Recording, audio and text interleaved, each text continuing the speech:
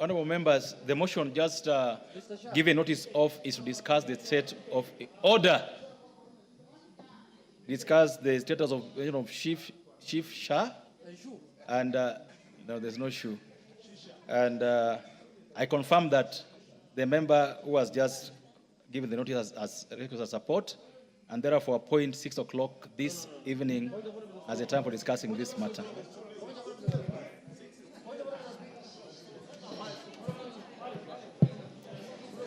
Order of order, Honorable Junet. Mr. Speaker, this is a very, very important matter. It's a matter of national importance, Mr. Speaker. This is a matter that is touching the lives of Kenyans, Mr. Speaker. And this is a new program that the government is implementing. And the laws that are being used to implement this program, Mr. Speaker, were passed by this House. All the laws, all the 3 sets of laws, Mr. Speaker. Mr. Speaker, 6 o'clock is the happy hour. You know where people are, members of the House, Mr. Speaker, at 6 p.m. They are somewhere there.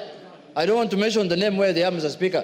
There is no serious business we can discuss at 6. You know they have retreated. You know where they retreat? At 6 o'clock, Mr. Speaker. Let us give this important matter, Mr. Speaker, some good time, Mr. Speaker. Like from 4:30, I propose to 7 o'clock, Mr. Speaker. Or 5, if worst case scenario, 5 o'clock. 4, Mr. Speaker. Members are saying we discuss this matter now. Now, Mr. Speaker. Mr. Speaker, I seek your indulgence, Mr. Speaker, on this matter because, Mr. Speaker, if this does not happen, Mr. Speaker, Kenyans will not know whether we are guarding them against what they are going through, Mr. Speaker. We are saying that we want time to discuss, dissect, and the chairman of the Health Committee, Dr. Pokose, must be present in the House and tell Kenyans what is the progress on this matter, Mr. Speaker, and how it is being implemented, by who, and which means, and how Kenyans are benefiting, whether Kenyans have gotten value for their money. All that must be discussed in this House today, Mr. Speaker. We want to know Shah, Shiv, Shu, Shi, all of them. Speaker, all of them. Well said.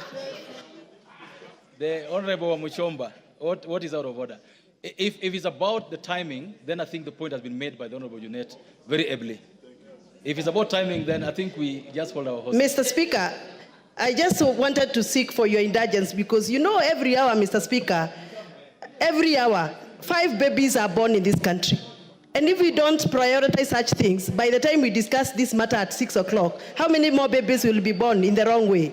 Mr. Speaker, that is why I was seeking your indulgence to actually make this debate as soon as possible, even if it is now, because it is important. This is a national issue of national importance, and it influences on the outcome of medical services provided in this country. So we want now, Mr. Speaker. Thank you. The Honorable Kangogo.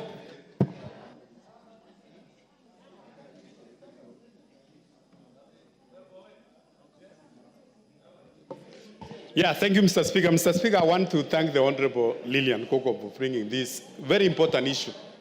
Mr. Speaker, I want to join my colleagues to say this is a very serious issue of national importance. That is about the lives of Kenyans. And Mr. Speaker, we need to suspend any other business which is coming before now, and we have this as a priority. We discuss about the health of Kenyans, Mr. Speaker. There is nothing more important than this one, Mr. Speaker. It touches about the lives of our people. Let's discuss it now. Thank you. I think I'll make a guiding on this.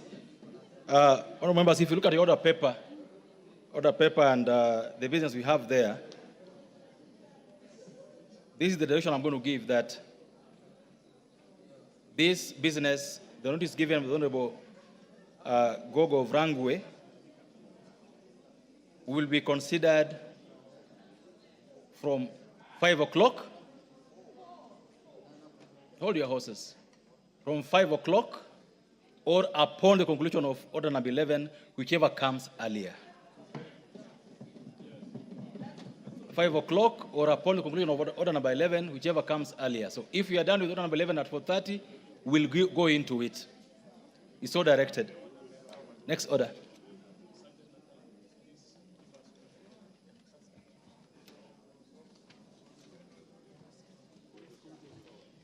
Order number 7, questions and statements. Members, I just want to request members who have their questions in the order paper to be as brief as possible.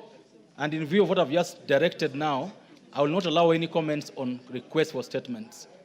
So I will start with the Honorable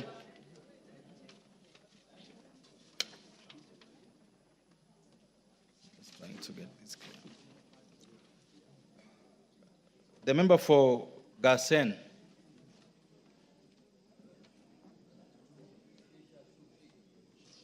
Go ahead.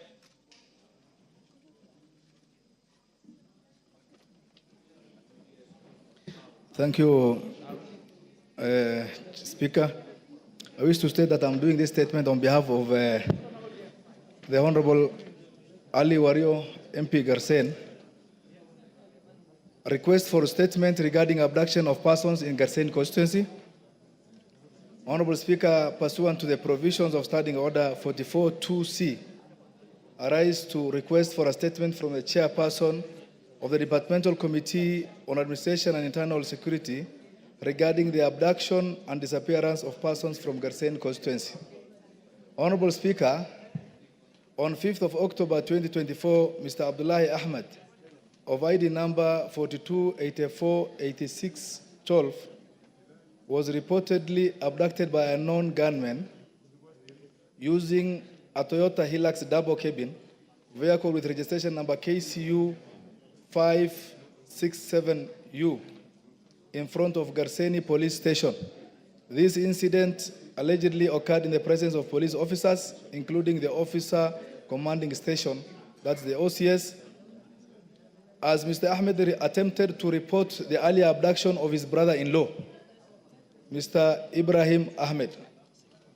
The disturbing trend of abduction, which has been on the rise in our country, is causing profound distress among affected families who face agonizing uncertainty about the fate of their loved ones. Honorable Speaker, it is against this backdrop that I request for a statement from the chairperson of the Departmental Committee on Administration and Internal Security on the following. 1, the reasons behind the abduction of Mr. Abdullahi Ahmed and Mr. Ibrahim Ahmed, including the identity of the abductors if available, particularly given that the registration number of the vehicle involved is known. Number 2, the whereabouts of the missing persons, the status of any investigations conducted thus far, and any explanation regarding their continued detention incommunicado. And lastly, Mr. Speaker, sir, the measures the government has put in place to ensure that counterterrorism efforts are conducted in strict adherence to legal protocols and international human rights standards. I thank you, Honorable Speaker. Thank you. Thank you. I saw the Honorable, the chairperson of the committee concerned here. This question is related to the Committee on Administration and Internal Security. Yes, Honorable Member. Mr. Speaker, will come with a response to the statement in 2 weeks. In 2 weeks? Yeah, but having said this, Mr. Speaker, just good to be on record. Actually, last on Thursday, for almost close to 3 hours, the committee had an engagement with the IG and this DIG concerning the very concerning issue of missing person disappearance and, of course, of Kenyans. It has become an issue of hijacking. So we are going to respond among the other concerns. Yes. Why 2 weeks? I want to know why 2 weeks, why not 1 week? I want to, Mr. Speaker, you know, this issue of securities are so complex and dynamic. And at times investigation may take a little bit of time. And I've just mentioned that's the last week. We had an entire almost session of 3 good hours discussing the same issue with the IG.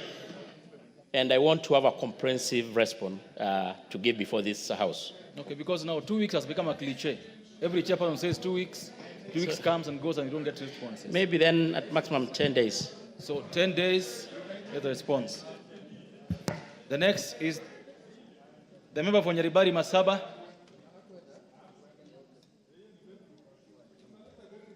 Thank you, Mr. Speaker. Honorable Speaker, Pursuant to the provisions of Standing Order number 44, 2C, I rise to request for a statement from the Chairperson of the Departmental Committee on Administration and Internal Security regarding insecurity in Ikorongo village in Nyariva Masava constituency. Honorable Speaker, there has been a rise in insecurity in Nyariva Masava constituency, which has led to theft of livestock. For instance, on the 29th of September 2024, 2 cows and a donkey were stolen from the farm of Mr. Charles Okemwa Mirava in Ikorongo village. The matter was reported in Ikorongo police station under OB number 03/29/9/2024. Additionally, on the 27th September 2024, 2 more cows were stolen from the farm of Mr. Douglas Matoke Isabuoke. And the incidents reported again to Ikorongo police station under OB number 03/28/4/2024. Despite tracking the trail of stolen animals of Mr. Douglas Isabuoke to G-Ship location in Transmara East Sub-County, efforts to recover them were unsuccessful. Honorable Speaker, it's against this background that I request for a statement from the Chairperson of the Committee on Administration and Internal Security regarding the following. 1, provision of a report on the status of investigations into incidences of cattle theft reported to Ikorongo police station. 2, the actions being taken to ensure the perpetrators of the crimes are arrested and prosecuted without delay, and stolen animals or livestock returned to the owners. 3, immediate steps the government is taking to address insecurity in the area, including the underlying tensions within the regions bounding the county. And 4, the long-term strategies being put in place to curb security within the area. I thank you, Honorable Speaker. The Honorable Tongoyo. Mr. Speaker, I will be able to have the statement Thursday next week. That makes a lot of sense now. Yeah. No 2 weeks. But it's good also to notify the Member of Parliament, because next week on Friday, the committee will be visiting the Kilgoris and Atabarikoi, and even actually they will spend in Kisii to look issues of insecurity bordering actually the 2 counties. So we'll still able to have an opportunity to interrogate the security managers concerning the same. Thank you. The Honorable Manduku, Thursday next week. There's nothing out of order on that issue, the Honorable Simkuli. What is out of order? No, Mr. Speaker, I just want a clarification when the statement is being issued that this matter, although the Honorable Member had told me, is not between Kilgoris and Kisii, but between Murwa Digir and Kisii. Because the issue of stock theft might affect Kilgoris, but the stealing of donkeys does not usually affect Kilgoris. So it should be strictly a matter between Transmara East and Kisii. Honorable Tongoyo, you've heard. The Honorable Simkuli is saying they have nothing to do with donkeys. So don't involve them on donkeys issues. So please. That is well said. The Honorable Manduku, you take it up with the chairperson. He says next Thursday, and that there's a mission coming to the same region on Friday the following week. So take it up with him and get the dates and participate, getting answers. Next is the member for Kiambu, the member Mashua Waithaka.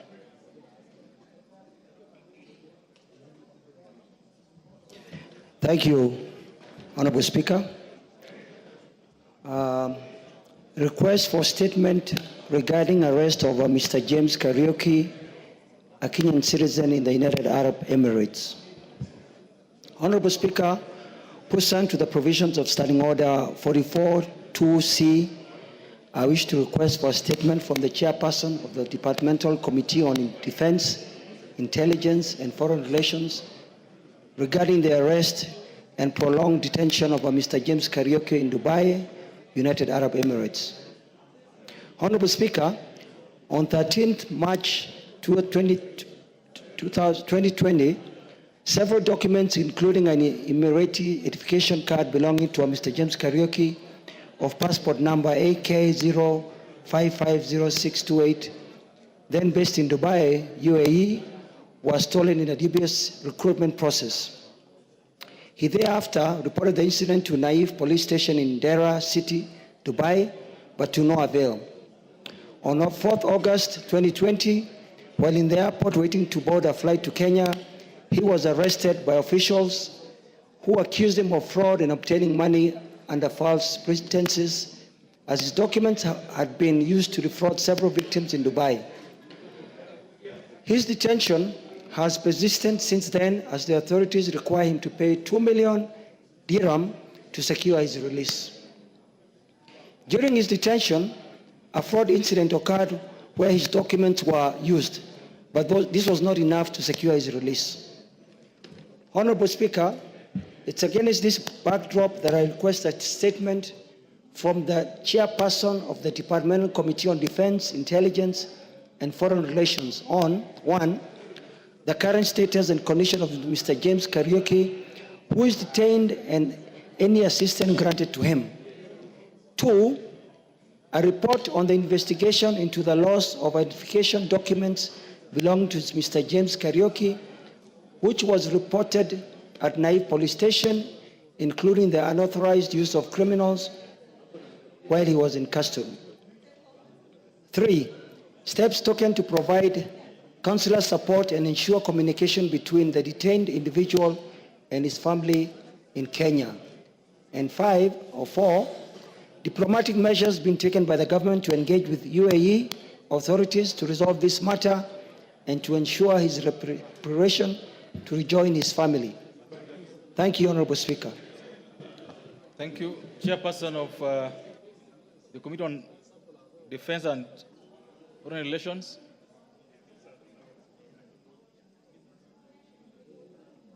The Vice Chairperson, the relevant committee.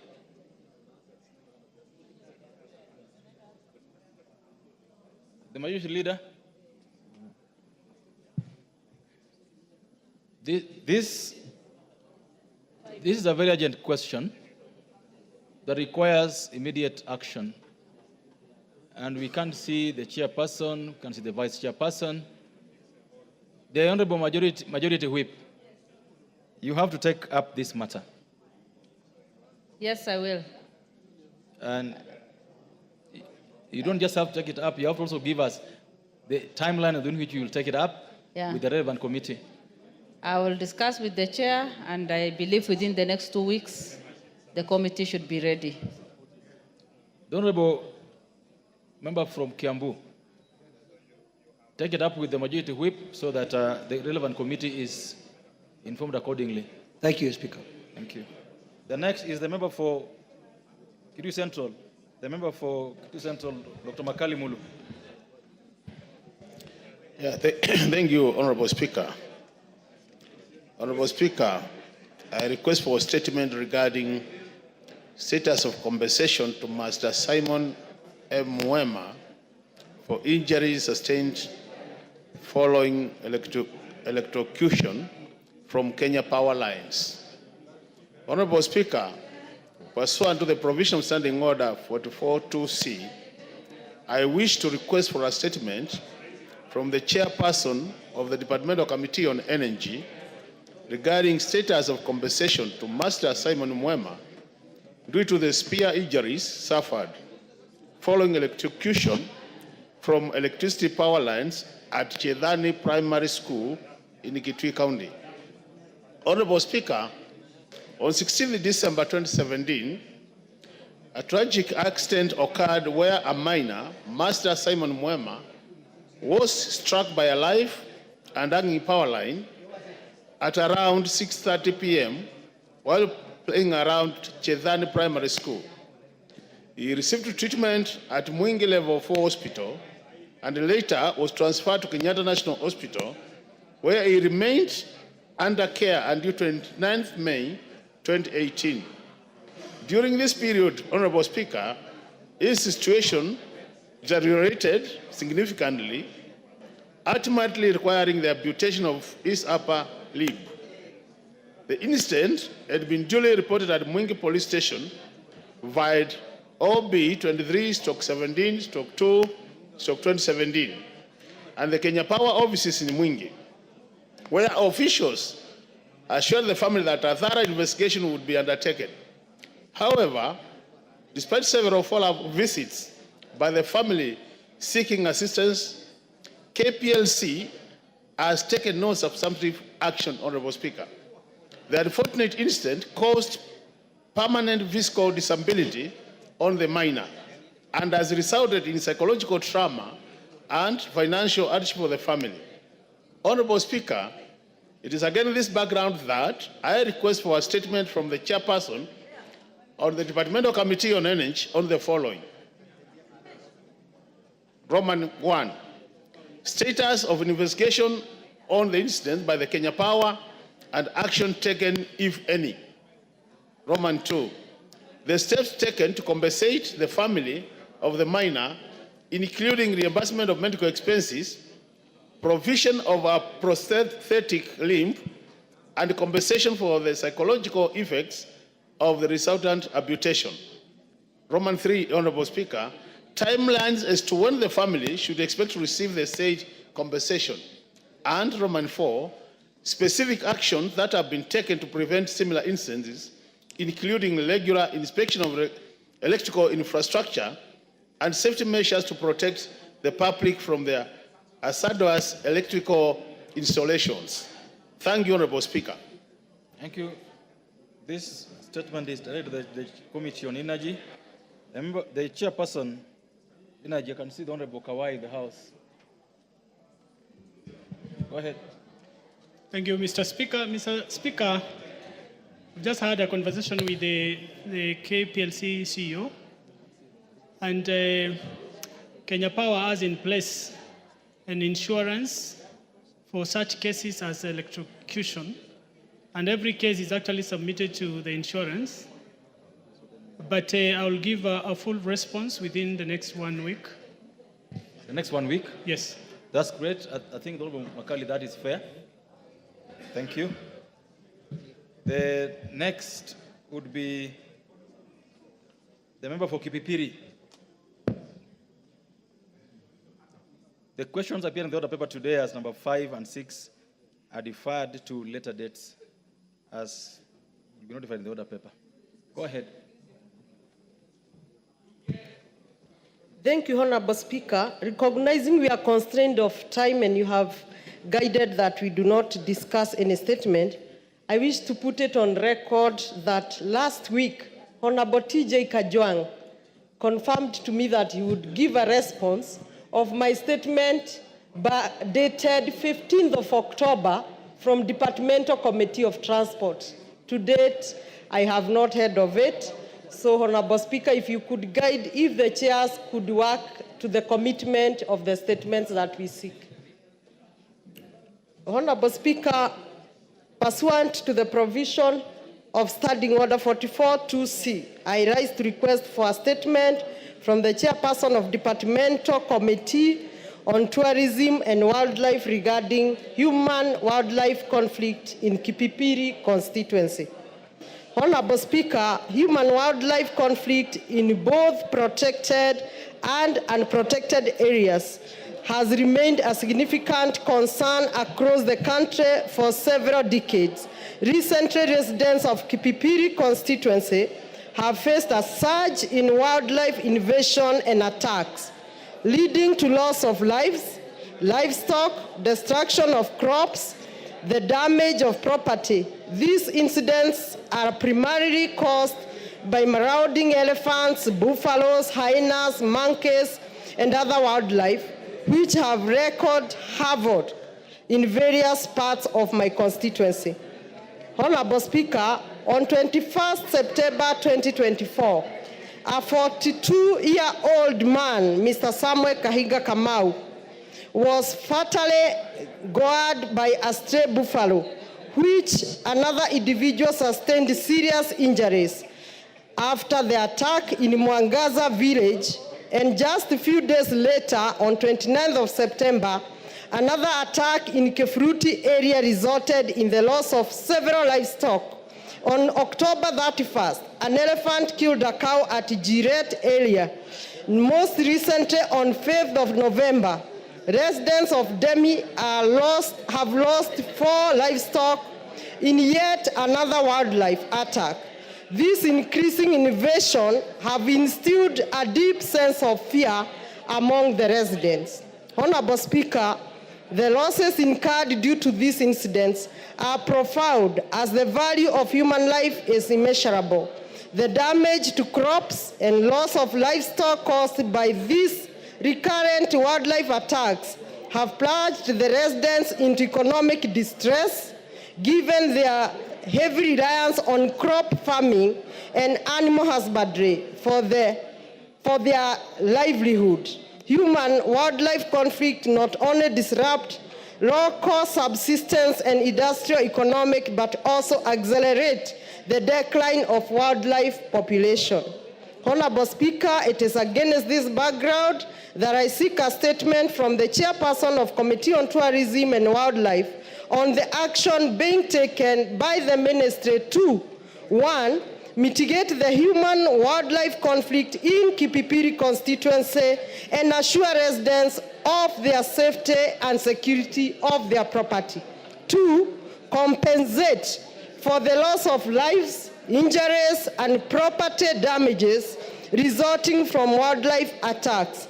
And lastly, deploy Kenya Wildlife Service officers to the affected areas to help reduce the frequency and impact of the attacks. I thank you, Honorable Speaker. You can see residents of Kipipiri are living in fear from wildlife, as their member is also threatened from the leadership of this House. Yeah, it's so serious. I would like to hear from the chairperson of the Committee on Tourism and Wildlife. Is the chairperson in the House? And the vice chairperson?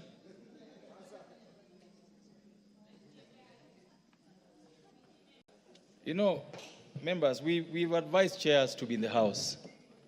The Honorable Majority Whip.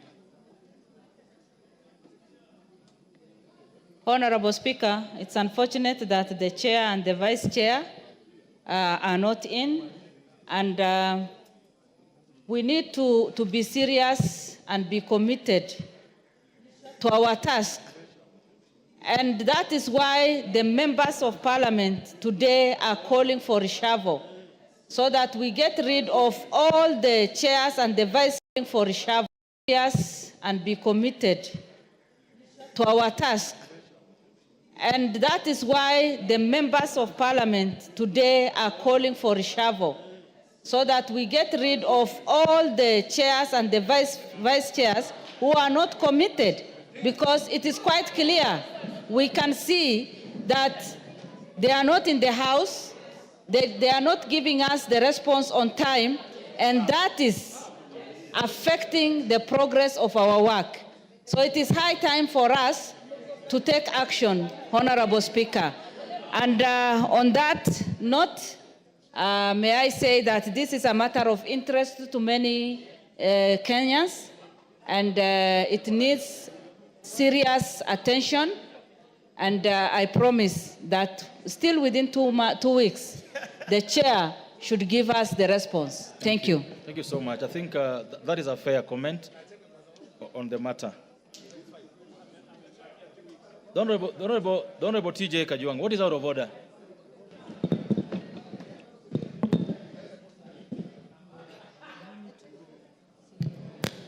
Mr. Speaker, sir.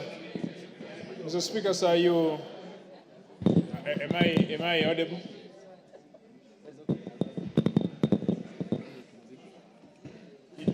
Am I audible? We've got a mic next to you, Honorable Kajuang. Mr. Speaker, sir, you heard the member of Kipipiri mention my name.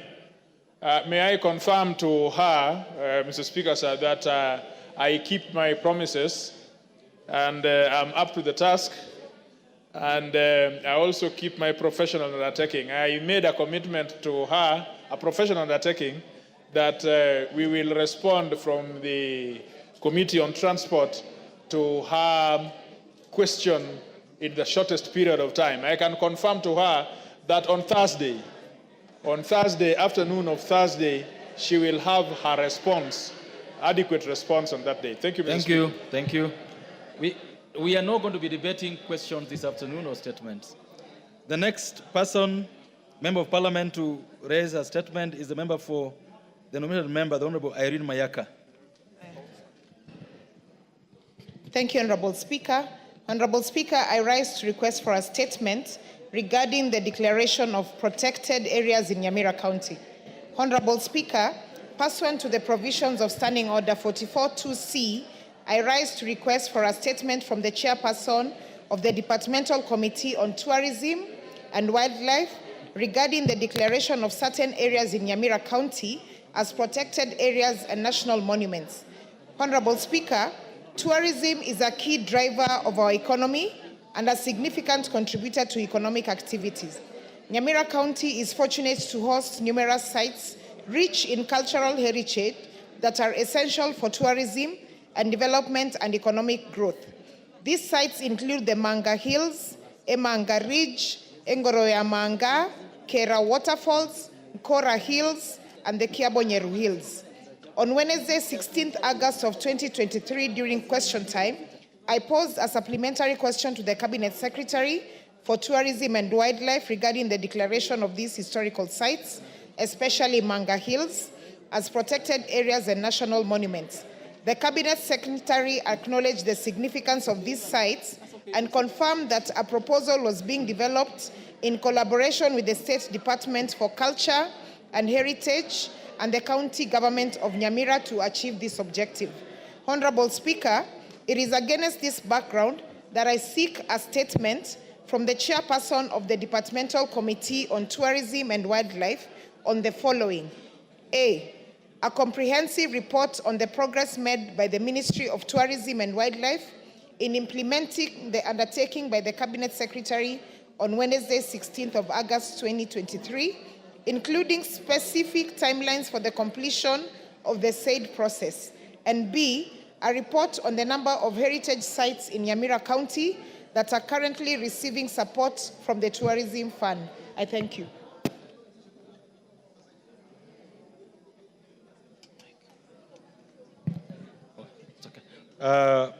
The chairperson, Committee on Tourism and Wildlife. Thank you, Mr. Speaker. I'm the Vice Chair, the Committee of Tourism and Wildlife, and I've had the two questions asked by the two members, and it's good to confirm that we have really trying to deal with the issue of human-wildlife conflict, and we are doing our best. We have had interventions with the ministry and what they are doing, and we promise in the next 2 weeks we'll be able to bring a response to this House in regards to the two statements and the question that has been asked by the member of Kipipili, Mheshimiwa Wanjiku Moya. Thank you, Mr. Speaker. Thank you. And Honorable Wanjiku, as you walked in, I'm sure you had the displeasure of the membership and of the leadership about attendance in the House of Chairpersons and the deputies. I hope you had that displeasure and that you'll deal with it. Thank you. I think among many I'm a vice chair of the committee, but I'm certain among most visible and who attend the plenary and the chamber, Mr. Speaker, I think my attendance is on the high level, Mr. Speaker, and therefore I confirm that we continue attending the chambers. I think my chair is out of the country for some other reasons, but I think also he's a committed member of this 13th Parliament, Mr. Speaker, and we confirm that we will continue being available to serve our people and also to serve this Parliament, Mr. Speaker. Thank you, sir. Thank you. Before I go to responses, there is a...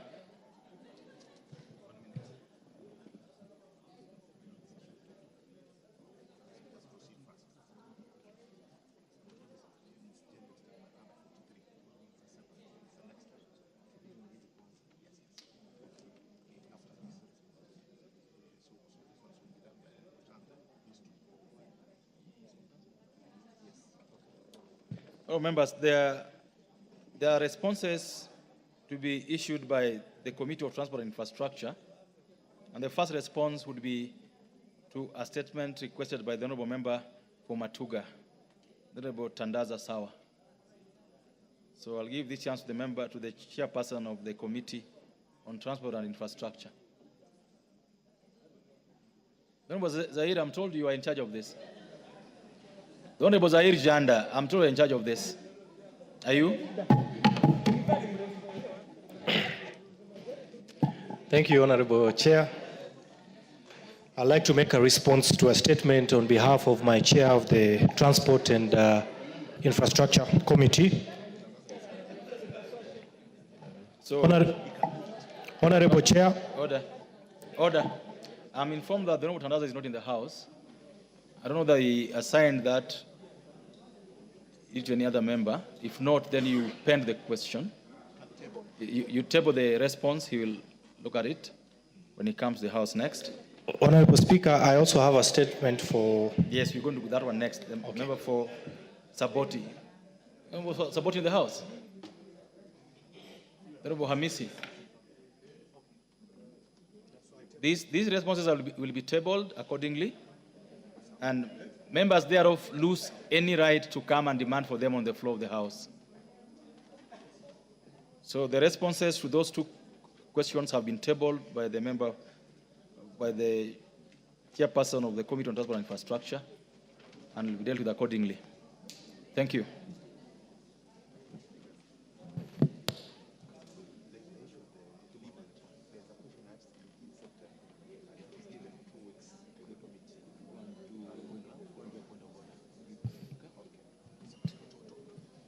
So, all the members, there is a statement to be raised under standing order 43 by the Honorable Member for Bomet, Honorable Lynette Toto. This is your opportunity.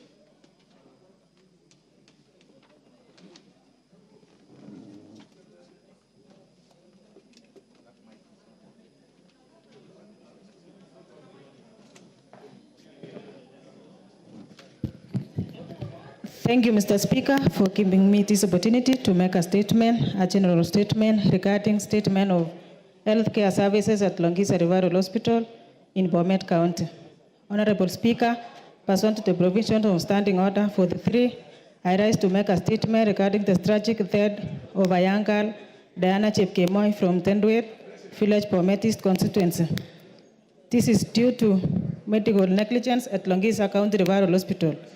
Mr. Speaker, it is with profound sadness that I bring to the attention of this House the untimely demise of a young girl named Diana who succumbed to P-phenom complication due to medical negligence.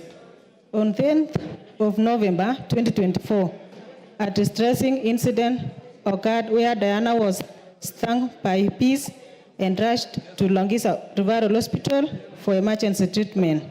On arrival, she was left unattended for more than 5 hours at the hospital with reports of demands for payment during a life-threatening emergency. Sadly, she lost her life while being transferred to Tenwek Hospital for special treatment. This incident represents a violation of constitutional right to the highest standard of health as enriched in Article 43(1)(a) of the Constitution. Honorable Speaker, this tragic incident has also exposed deeper systematic issues within our healthcare system. The Medical Practitioners and Dentists Act, alongside other health regulation, places a duty on healthcare professionals to provide urgent care.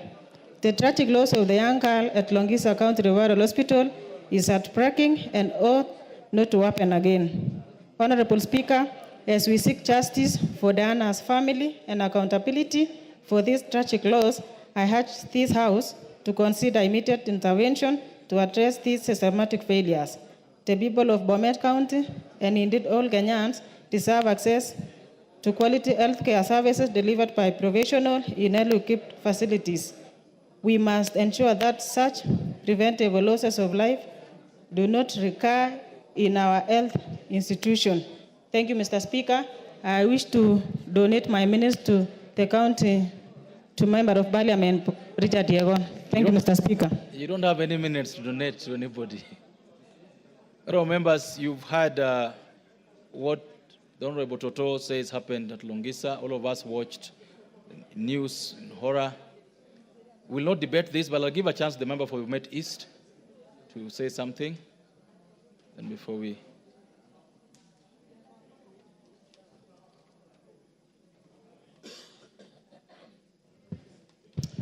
Thank you very much, Mr. Speaker, for giving me this opportunity also to talk about the incident which happened in my constituency. Honorable Speaker, may I take this opportunity to sincerely convey my heartfelt condolences to the family of the young innocent child. Honorable Speaker, this tragic incident underscores the troubling silence from the county government of Bomet, which has yet to release any statement on this matter, despite the fact that the incident occurred at the County Referral Hospital. In times of such sorrow, Mr. Speaker, and injustice, the public rightfully expect accountability and transparency from their leaders. The absence of the response from the county government adds to the pain of this loss and raises concern about the oversight and responsibility within our healthcare facilities, Mr. Speaker. In Diana's memory, it is crucial that the authorities conduct a full investigation, identify those responsible, and enact reforms to ensure such tragedy does not happen again. Upholding the Constitution right to health care as stipulated in Article 43(1)(a means addressing the systemic issues head on and committing to an equitable, responsive healthcare system for all citizens. Mr. Speaker, I wanted to add this. Where is the CEC? Where is the CEO? The hospital superintendent of the County Referral Hospital? Where is the governor? It is only that they are going into the radio stations, calling radio stations, Mr. Speaker, to complain to the members of parliament who are in Nairobi here. We are raising a lot of concern with the issues which is happening in the County Referral Hospital. County Referral Hospital should be taken as a crime scene, Mr. Speaker. Longisa Referral Hospital, Mr. Speaker, has in many cases shown that there is a lot of problems in that hospital, and there is nobody who is trying to address. We want the county official led by the governor himself, the CEC, and the CEO of Health for Bomet to be taken into account for this loss of the child, Mr. Speaker. I thank you, Mr. Speaker. Thank you so much.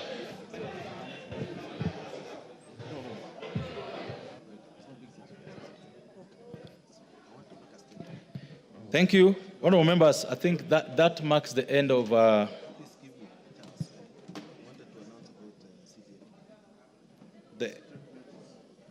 statement of questions, but I'm being moved by the chairperson of CDF committee that he has an announcement to make. He will have 3 minutes to do so, or less, before we go to the next order. Thank you, Mr. Speaker, for giving me this opportunity. I want to give the announcement that Treasury finally today has released the balance of the CDF money, 5.7 billion, which was due. And we are expecting to get the next balances for the start of the financial year 2024-25 from December. So I want to ask members, as you go back to your constituencies, please make sure you do also ask your committee to do audits to make sure that there is no money remaining in the board which is due for development to their constituencies. The more they stay here, the more we lose as members, or your constituent lose a lot, because we require you to finish this grade 9 classroom, grade 9 report to school. They do not go under trees. They will go to classes which have been done by the National Government Constituency Development Fund. So I want to wish each one that may you do a good job and submit your proposals as soon as possible for 2024-25 financial year. Thank you, Mr. Speaker. Thank you. The member carrying his hands up. Don't you have a card? We cannot see you. Go ahead. We cannot see. You don't have a card. Oh, thank you, Mr. Speaker, for the opportunity. And sorry, I want to take you back a bit on the request for statements that have been made by my colleagues regarding the human-wildlife conflicts. Mr. Speaker, in the month of September, I think around 18th there. Order. The Honorable Kawanjiku, the member for Kiamba. This question or the statement being raised by the member on his feet is for you. Thank you, Mr. Speaker. On the 18th of September, or thereabout, I did ask for a statement in this floor of the House regarding the human-wildlife conflict in Bamba and Ganze constituency. I had said that we are suffering an invasion by elephants who have left the Tsavo East National Park, and they have invaded areas where people are living. And the chairman of the committee had promised me that he will be giving a statement in this House in 2 weeks' time. But up to now, it's around almost 2 months, and we have not had anything from the committee. So, Mr. Speaker, I was asking for direction on what we need to be done, because as it is right now, the situation in Ganze is even getting worse, and it really needs an immediate intervention by the government. Thank you, Mr. Speaker. Yes, the Vice Chairperson, Committee on Tourism and Wildlife. Thank you, Mr. Speaker. I think I will fast track. I would really want to apologize on the behalf of my chair if the report has not been tabled in the floor of the House, but I think the report is ready. We seek your permission, Mr. Speaker, that by the end of this week or early next week, Tuesday, we'll have tabled the report before the floor of this House, Mr. Speaker. This report to be tabled on Thursday this week, Thursday afternoon. Thank you, Mr. Speaker. Well guided. Thank you. Next order.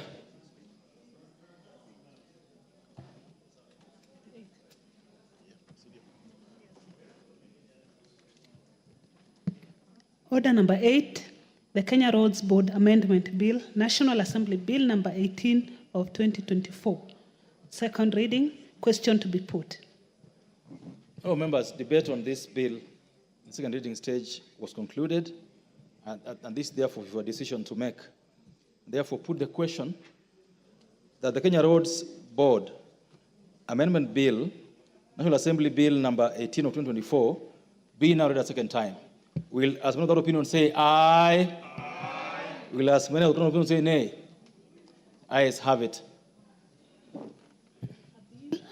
A bill for an act of parliament to amend the Kenya Roads Board Act of 1999.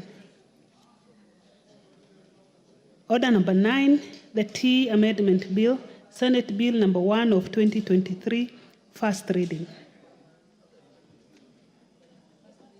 A bill for an act of parliament to amend the Tea Act to provide for direct sales of tea, the payment of tea proceedings, and for connected purposes. Next order. Order number 10, the Maternal, Newborn, and Child Health Bill, Senate Bill number 17 of 2023, first reading. A bill for an act of parliament to provide for coordinated system for provision of quality maternal, newborn, and child health services, to provide for response to maternal and child morbidity and mortality in the country, to provide for a healthcare system that facilitates the attainment of health rights for mother and child, and for connected purposes. Honorable members, before you go to the next order, I got a communication to make regarding order. Remember walking as if you're going to the market in Kisii. Can you sit somewhere? Remember Ruku? Don't you Boruku?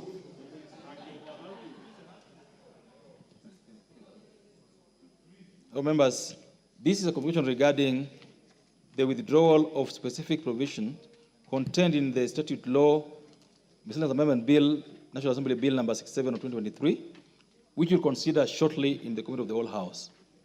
Honorable members, as you may be aware, the statute law, Miscellaneous Amendment Bill, National Assembly Bill number 67 of 2023, was published via Kenya Gazette Supplement number 206 of 30th October 2023 to effect various amendments to 9 statutes. The bill, which is sponsored by the Leader of Majority, was read a first time on 15th November 2023, and thereafter the bill was referred to various departmental committees for consideration of relevant provisions in accordance with the respective mandates, with the lead committee being the Departmental Committee on Legal Affairs, Justice and Legal Affairs. The committees tabled their respective reports on the bill in the House on 15 February 2024. Thereafter, the bill was considered and passed by the House at second reading on Wednesday, 12th June 2024, and committed to a committee of the whole House. Indeed, as you may be aware, you have noticed, on today's order paper, the bill is scheduled for consideration in the committee of the whole House under order number 11. Honorable members, before the House proceeds to consider the bill in the committee of the whole House, I wish to notify the House that I have since received a request from the sponsor of the bill, that is the Leader of Majority Party, via a letter dated 11th November 2024, seeking my consent for the withdrawal of the proposed amendments relating to sections 186, 4, and 6F of the Children's Act, Cap 141, as contained in the bill. The amendments proposed the deletion of provisions which prohibit the court from granting a sole male applicant and foreign applicant adoption of a child. In the letter, the Leader of Majority states that the import of the proposed amendments to the said provisions necessitates further consultations and engagements with relevant stakeholders. Honorable members, having considered the justification by the Majority Leader, I have acceded to his request to withdraw the provisions relating to section 186(4) and 6F of the Children's Act, Cap 141, as contained in the statute law, Miscellaneous Amendment Bill, National Assembly Bill number 67, 2023. In this regard, the bill will therefore be proceeded with the committee of the whole House without reference to the withdrawn provisions and will be considered as though the withdrawn provisions was not part of the bill ab initio. The House is accordingly guided. Thank you.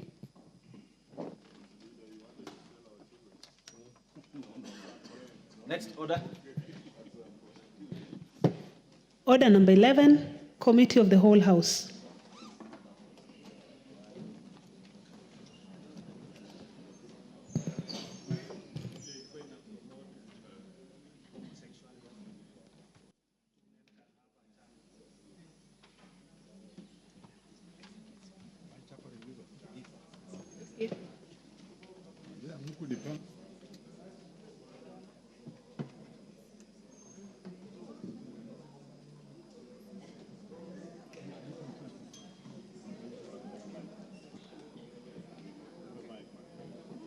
Thank you, honorable members. You may take your seats as we go to the committee of the whole House.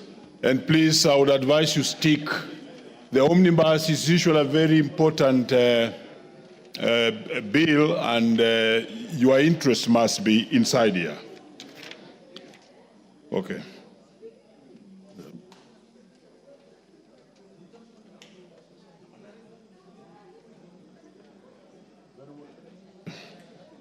Very well, honorable members, we want to consider the statute law, miscellaneous amendments, bill, National Assembly Bill number 67 of 2023.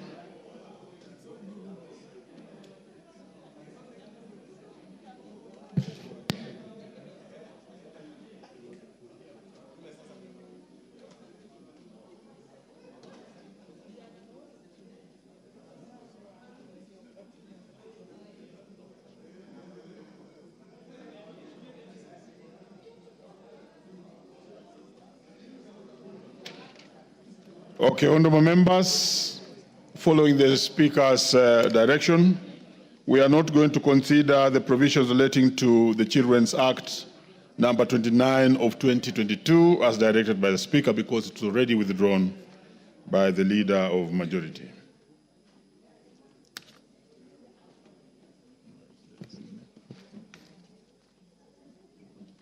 Which?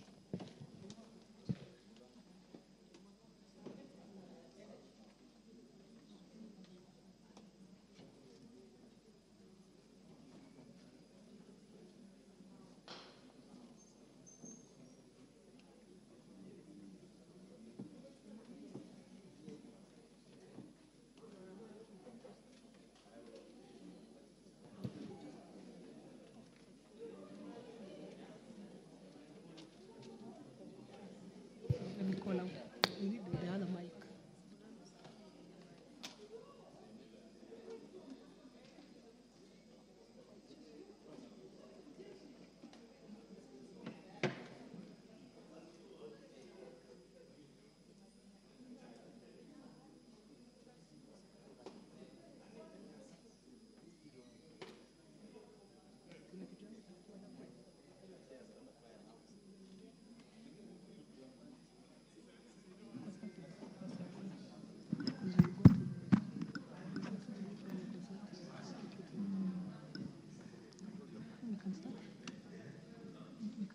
We're beginning with this?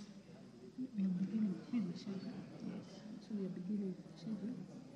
Provisions relating to copyright act. That's what I'm going to do. And then I go for which one? This one I go for. Then I'm going to then I say section 2. And then I say what? This is a basic covenant.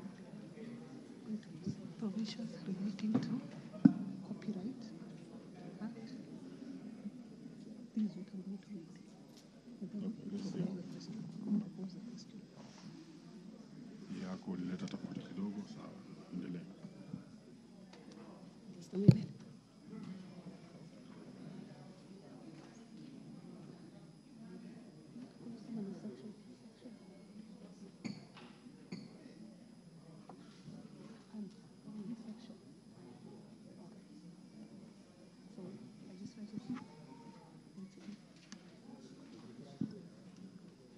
It's okay. Schedule. Provisions relating to the Copyright Act, number 12 of 2001.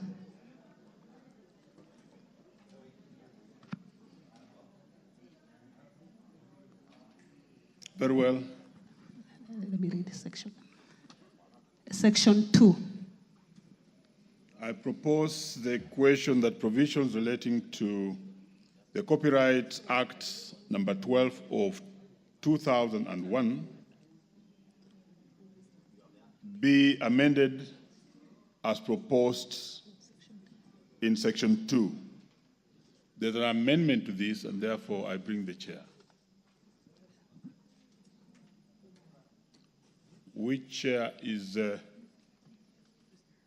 Copyright Act number 12 of 2001. Chair Sports, very good in the House. Proceed, Chair.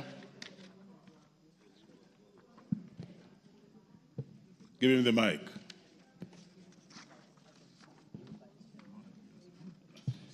Thank you, Honorable Chair. I beg to move that the schedule to the bill be amended as it appears in the order paper.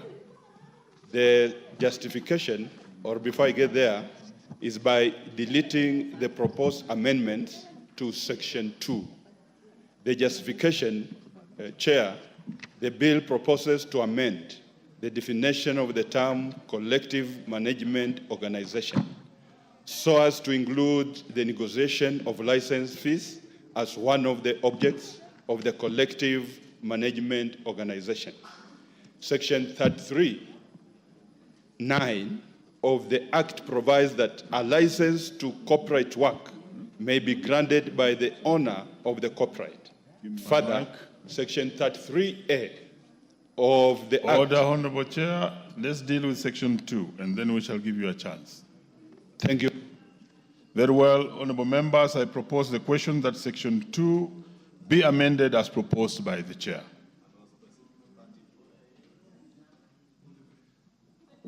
I now put the question that Section 2 be amended as proposed by the Chair. Will as many as of that opinion say aye? Aye. Will as many as of a contrary opinion say nay? The ayes have it.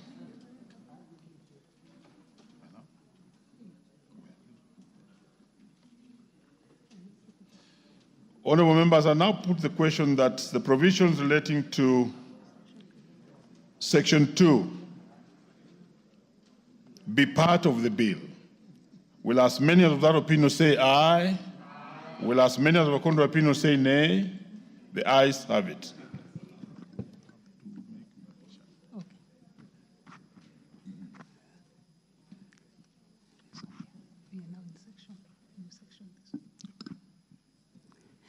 New section 30AA.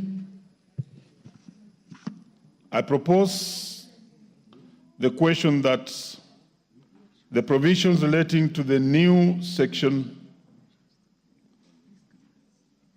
I'll take it again. I now propose the question that provisions relating to the Copyright Act number 12 of 2001 be amended as proposed in the new section 30A. Chair. Chair, I beg to move that the schedule to the bill be amended as it appears in the order paper, that is by deleting the proposed new section 30AA. The justification: the bill proposes to insert a new section 30AA into the Act, which provides for the regulation of equitable remuneration of performers and the producers in a sound commercial. In terms of this amendment, the user of the commercial shall be paid an equitable remuneration to be divided in half by the producer and the performer.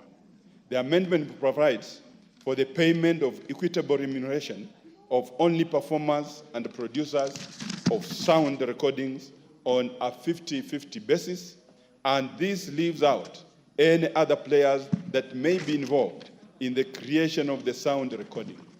Further, the formula for the sharing of the remuneration should not be contained in the Principal Act, but may be provided for in the subsidiary legislation. Mike. And further, Chairman, as I conclude, the High Court in the Constitution Petition number 5 of 2016 in Malindi ruled that Section 30A of the Copyright Act, being the proposed new Section 30AA, was unconstitutional because it limited the rights of the artists to choose how their royalties are to be paid, and therefore limited their freedom of association. Honorable members, I now propose the question that Section 30AA be deleted as proposed by the Chair.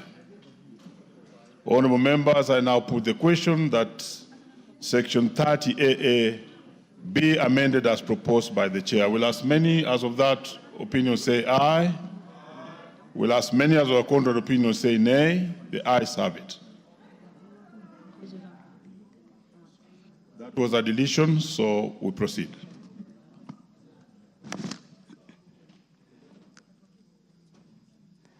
Section 30B. Honorable members, I propose the question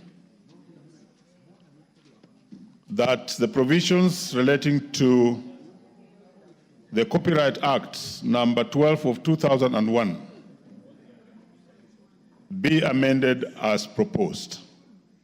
Section 30B. Chair. I beg to move that the schedule to the bill be amended as it appears in the order paper. In the proposed amendments to Section 30 B. 1. By deleting the proposed amendment to the subsection 1. 2. By deleting the proposed amendments to subsection 2. And 3. By deleting the proposed amendments to subsection 3. Justification, Chair. The bill proposes to amend section 30B of the Act to include orders under the ambit of collection of royalties by the Kenya Revenue Authority or any other entity designated by the Kenya Copyright Board. While the committee noted that this amendment would serve to include orders in the collection of royalties by the Kenya Revenue Authority, the committee agreed with the submissions of the Kenya Copyright Board to withdraw the amendments to allow for the stakeholders' engagement to ensure that all relevant categories of rights are included in the provision. I submit, Chair. Very well, honorable members. I now propose the question that section 30B be deleted as proposed by the chair. I now put the question that section 30B be deleted as proposed by the chair. Will as many as of that opinion say aye? Will as many as of contrary opinion say nay? The ayes have it.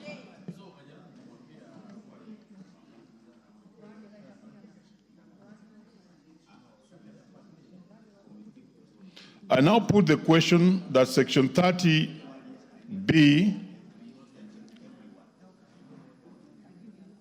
be, I'll take it again. I now put the question that section 30B relating to the Copyright Act, Cap 12 of 2001 be deleted as proposed by the chair. Will as many as of that opinion say aye? Will as many as of the contrary opinion say nay? The ayes have it. Section 46. I propose the question that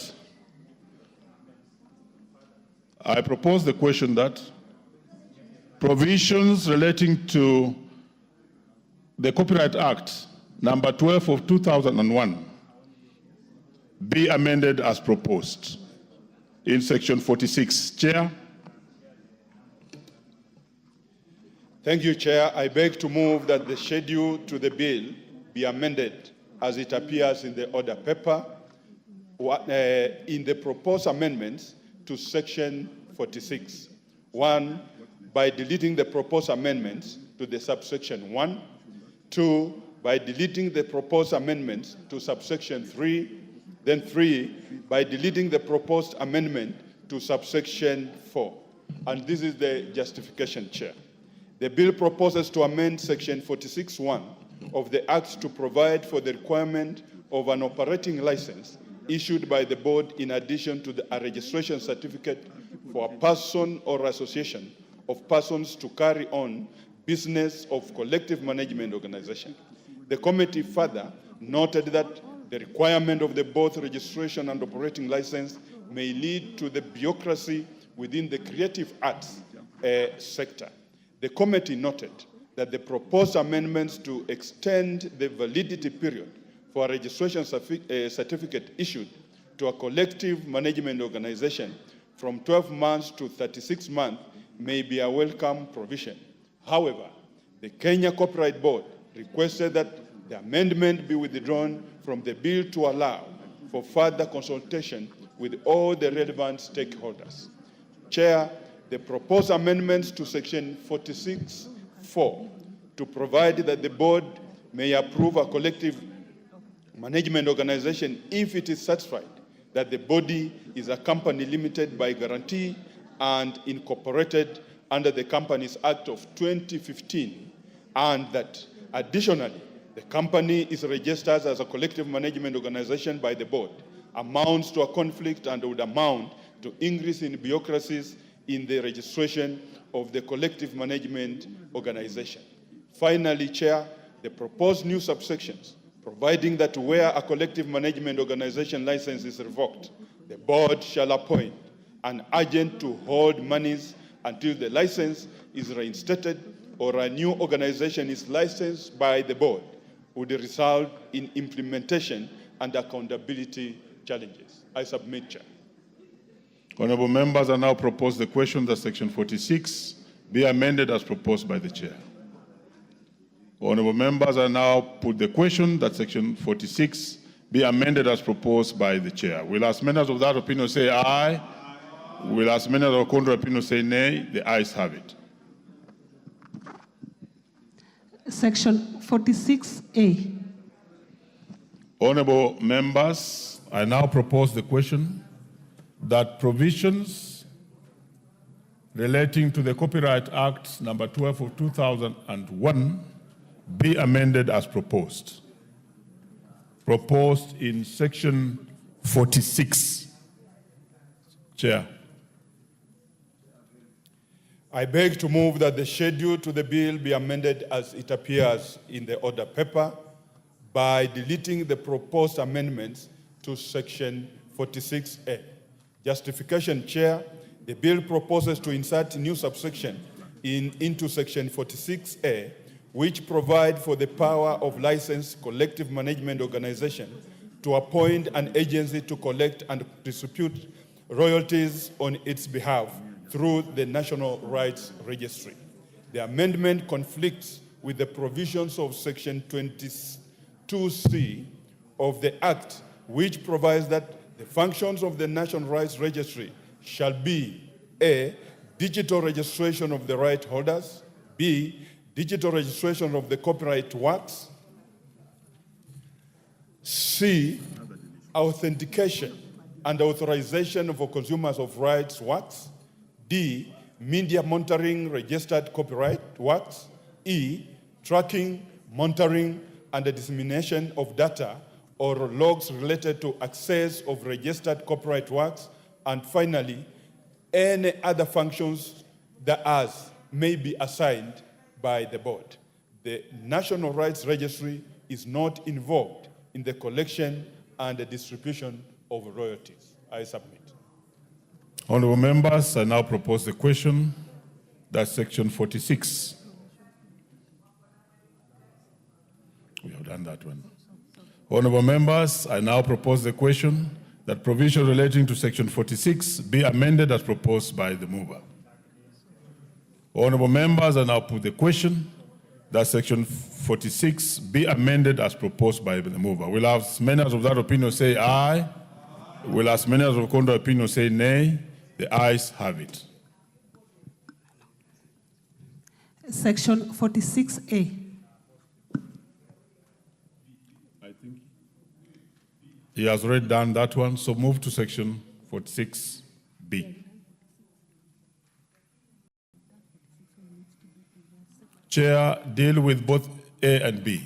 We are done with 46. I beg to move that the schedule to the bill be amended as it appears in the order paper by deleting the proposed amendments to section 46B. Justification, Chair. The amendment inserts a new subsection 1A, which seeks to give power to the board of directors of a collective management organization to co-opt persons with professional expertise.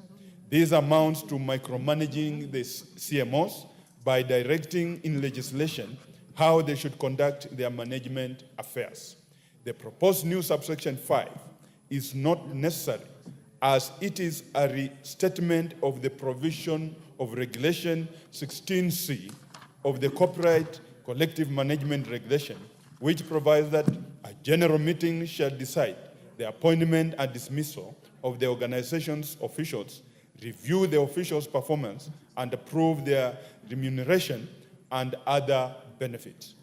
The proposed new subsection 6, 7, and 8, which provide that a person convicted of an offense shall not be eligible to be appointed as a board member or staff of a collective management organization, may be contained in the CMO's constitutions, noting that CMOs are private entities. Chair, I beg to move that the schedule to the bill be amended as it appears in the order paper by deleting the proposed amendment to section 46C. Justification. Order, Chair. You have moved all the way to C, but we had called out A and B. Thank you, So Chair. allow me to put the question. Honorable members, I now propose the question, not put the question, but I now propose the question that sections 46A and section 46B be amended as proposed by the chair. Yes, let's hear Honorable Undo on this one. Chair, I just need a bit of clarification from the chair, because looking at subsection 46A, Chair, it relates to the appointment of an agency approved by the board to collect and distribute royalties on their behalf through the National Rights Registry. Yet what the chair has basically related to actual results is under section 46B. So I was just wondering, how does he treat section 46A in view of the proposed amendment? Probably can tell us the justification, because the justification as given relates to 46B. I want him to give us justification in relation to 46A. I'll proceed, Chair, and give that justification.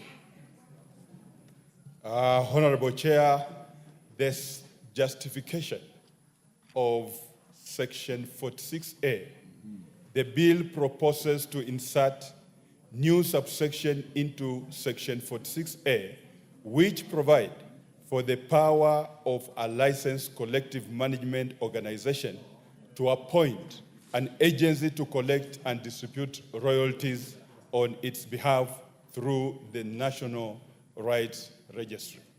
And I went further, say the amendment conflicts with the provision of section 22C of the Act, which provides that the functions of the National Rights Registry shall be, and I tabulated the same, Honorable Chair. Very well. Honorable members, I now put the question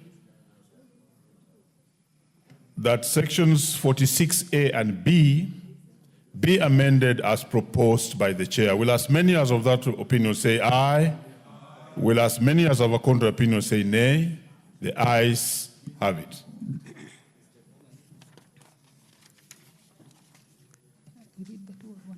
Section 46C.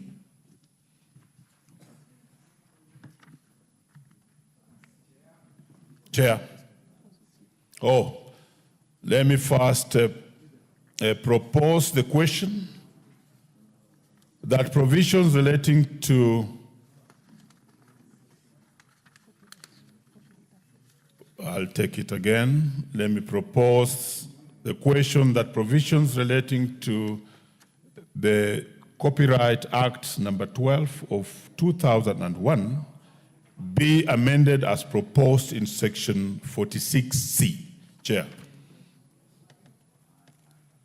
I beg to move that the schedule to the bill be amended as it appears in the order paper by deleting the proposed amendment to section 46C, and the justification is the provisions contained in the proposed new subsection 1A are already contained in the current section 46(5) of the Act, which provides that the board shall not approve another collective management organization in respect of the same class of rights and category of works if there exists another collective management organization that has been licensed and functions to the satisfaction of its members.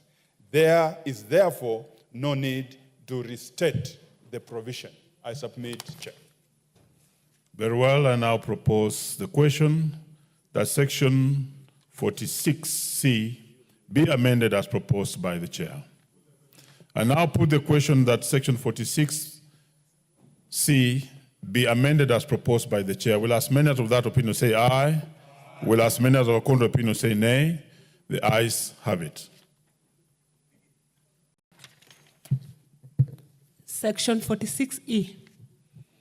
I propose the question that the provisions relating to the Copyright Act 2012 of 2001 be amended in section 46E as proposed. Chair. I beg to move that the schedule to the bill be amended as it appears in the order paper by deleting the proposed amendment to section 46E. Justification, Chair, the proposed new paragraph H, providing for inspection of a collective management organization by the board at any other time that the board considers appropriate, may be subject to abuse since the specific circumstances in inspection are already set out in section 46E6 of the Act. The Act already gives to the board to inspect the accounts of collective management organization. Therefore, it is not necessary to restate the same. I submit, Chair. Very well, honorable members. I now propose the question that section 46E be amended as proposed by the chair. What the question? Honorable member, yes, honorable Undo. Chair, I would request the chair probably also give an insight, because if you are deleting the entire 46E, yet it had section 7, subsection 7, and subsection 8, and this related to issues of accounts and the rest, probably you could also explain to us, does it also mean the two remaining subsections also are deleted, and yet you have not spoken to it? Thank you, Chair. Chair. Chair, the sections that have not spoken to them, they therefore remain. We have only amended the ones we feel are not necessary. I submit, Honorable Chair. Honorable Wundo, what is it again?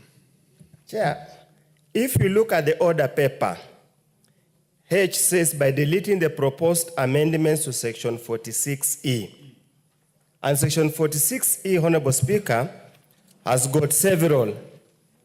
So that's what we want to understand, that it cannot be said that what he has not spoken to is not being amended, yet the adding on the order paper is deleting the proposed amendment section 46E, which contains several subsections. So the implication of what is here and what is saying are completely different things. That's why we need to be very clear. Are we amending the entirety, and yet he has not given justification for deleting subsection 7 and subsection 8? That's what I'm just seeking clarification. He has heard you clearly. Chair, you could speak on that. Whatever, and I want to submit, Chair. Yes. That we have only touched on what we feel is erroneous in these sections. And therefore, that's why we have only given the justification on H, because that is what interferes with the amendments as they appear. So which specific ones have you touched on? Just for record purposes. We have only amended section H.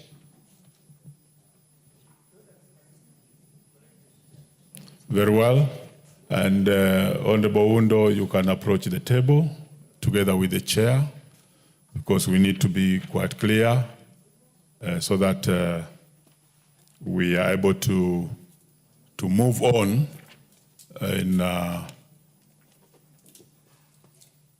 just approach the table, chair, for 1 minute.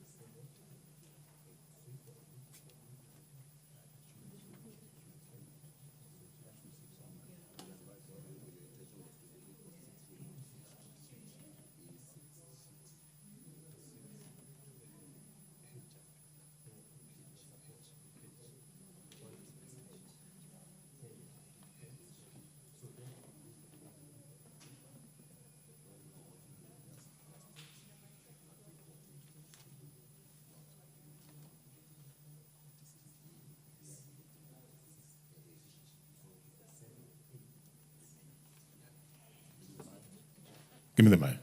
I also advise that the chair, you sit somewhere near here, because those regular consultations are important, especially with the councils. And then you proceed.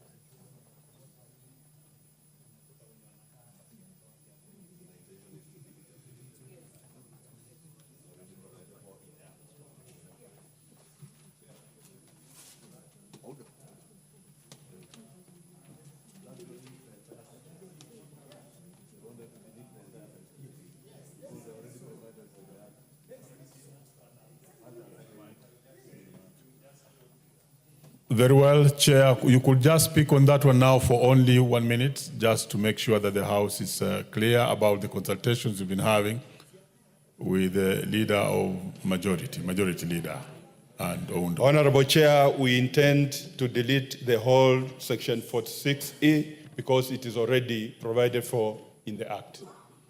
Very well, honorable members. I now put the question that section 46E be amended as proposed by the chair. I now put the question that section 46E be amended as proposed by the chair. Will as many as of that opinion say aye?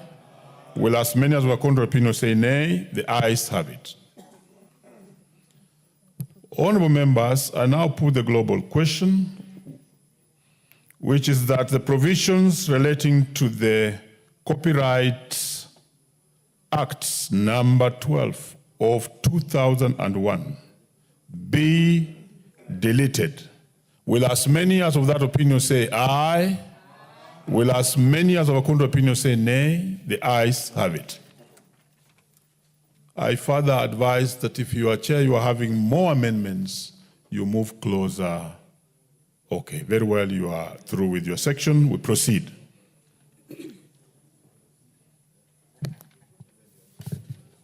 Provisions relating to the Scrap Metal Act 2015, number 1 of 2015.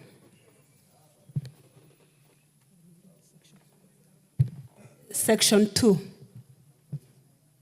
Honorable members, I propose the question that provisions relating to the Scrap Metal Act I'll take it again. Honorable members, I propose the question that provisions relating to the Scrap Metal Act number 1 of 2015 be amended as proposed in section 2. Chair.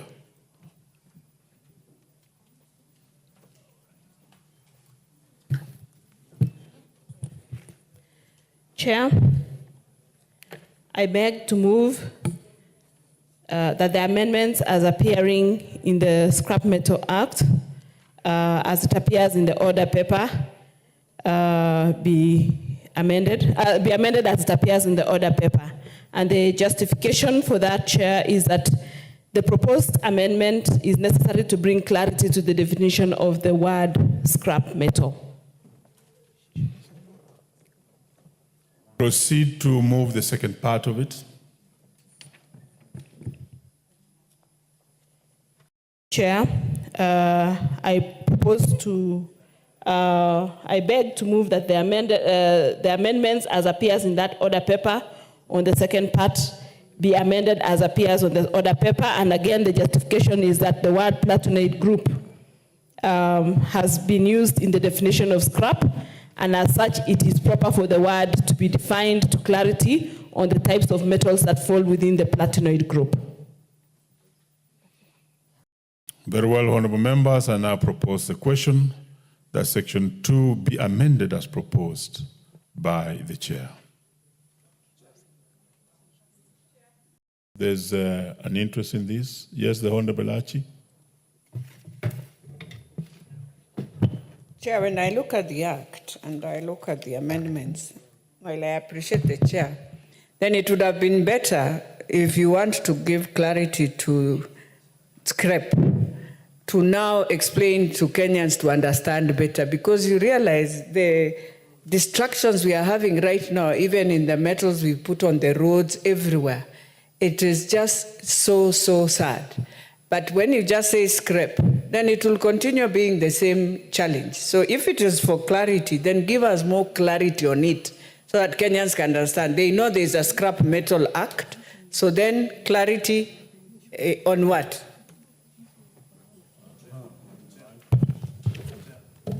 Let's hear the majority leader. Thank you, Honorable Chair. I think just to make it clear to Honorable Elachi, the definition of scrap metal is already contained in the Act. And in actual sense, what the Chair is trying to do now is to delete the words of used automobile. For instance, you discover in almost all parking yards in government offices, they are used automobiles. Therefore, if you use used automobile as a scrap metal, people will go and park cars today and tomorrow they will sell them as scrap. That is why the definition now, within the definition for scrap metal for used automobile, is being deleted to now use the word discarded. A discarded automobile that is not in use. Otherwise, if you say a used automobile, even my own car, because it came second-hand from Japan, is a used automobile. And somebody might just declare it as a scrap metal and sell it as scrap metal. Therefore, that was the clarity of that definition. To Honorable Chair, I think it's also good to include the exact definition of what is constituted of platinoid groups. Platinoid group, Honorable Speaker, as the Chair has enumerated. If you look at the import of many of these amendments, and those who sit in the House Business Committee, including yourself, Chair, will remember just this afternoon, the Honorable Chepkonga raised the issue of copper. And we had indication that there was indeed a bill that was limiting who would trade in scrap metal that relates to copper and aluminium. And these amendments are actually in these miscellaneous statutes, that it will now be possible to protect our transformers, our other installations, including rail guards that are made some from aluminium, and people vandalize this critical government infrastructure, including transformers. And this afternoon, the Honorable Chepkonga was just speaking about how many of our constituents are suffering from transformers that have been vandalized, largely because people are looking for copper windings that are inside those transformers to sell as scrap metal. And therefore, with the enactment of this legislation, it will now be possible to protect even our transformers and other critical infrastructure, Honorable Speaker, and I therefore support those amendments. Thank you, Majority Leader, and I think that explanation now comes out. Even from where I'm seated, I'm very, very much now clear. And I hope, Honorable Elachi, it's clear to you. Honorable members, I now put the question that Section 2 be amended as proposed by the Chair. Will as many as of that opinion say aye? Aye. Will as many as of the contrary opinion say nay? The ayes have it. Section 4(1). Honorable members, I now propose the question that provisions relating to the Scrap Metal Act, number 1 of 2015, in section 4(1) be amended as proposed. Honorable Chair, I beg to move that section 4(1) be amended as it appears in the order paper. And the justification for that amendment, Chair, is that it is necessary to include the principal secretaries for finance and internal security as members of the Scrap Metal Council. Since the two have been excluded in the Principal Act, yet they have a critical role to play in matters policy formulation that will assist the Council in developing appropriate measures and mechanisms for regulating the scrap metal industry and ensuring economic growth, protection of public health, and conformity to the principles of environmental stewardship as required by the Basel Convention as provided under Section 6(1) and of the Scrap Metal Act. And that is very necessary, especially now that we need to protect our assets. Thank you, Chair.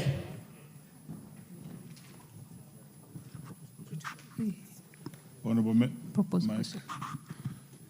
I propose the question that section 4.1 be amended as proposed by the chair. In the absence of interest, honorable members, I now put the question that section 4.1 be amended as proposed by the chair. Will as many as of that opinion say aye? Aye. Will as many as of a contrary opinion say nay? The ayes have it.